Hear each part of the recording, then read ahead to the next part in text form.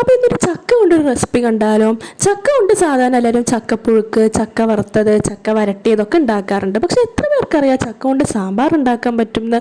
അപ്പോൾ ഇന്നത്തെ റെസിപ്പി അമ്മയുടെ സ്പെഷ്യൽ ചക്ക സാമ്പാറാണ്. കുറേ പേർക്കൊക്കെ അറിയായിരിക്കാം, പക്ഷെ ചിലവർക്കെങ്കിലും അറിയാത്തവരുണ്ട് ചക്ക കൊണ്ട് സാമ്പാറൊക്കെ ഉണ്ടാക്കുമോ എന്നുള്ളത്. അപ്പോൾ നമുക്ക് റെസിപ്പി കണ്ടാലോ?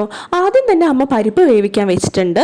ആ സമയം കൊണ്ട് അമ്മ വെജിറ്റബിൾസ് എല്ലാം കട്ട് ചെയ്തെടുത്തിട്ടുണ്ട്. ചക്ക, കുമ്പളങ്ങ, തക്കാളി എല്ലാം അരിഞ്ഞിട്ടുണ്ട്. പിന്നെ പരിപ്പ് വെന്തതിന് ശേഷം ഈ പച്ചക്കറിയെല്ലാം അതിലേക്ക് ചേർത്ത് കൊടുക്കാം.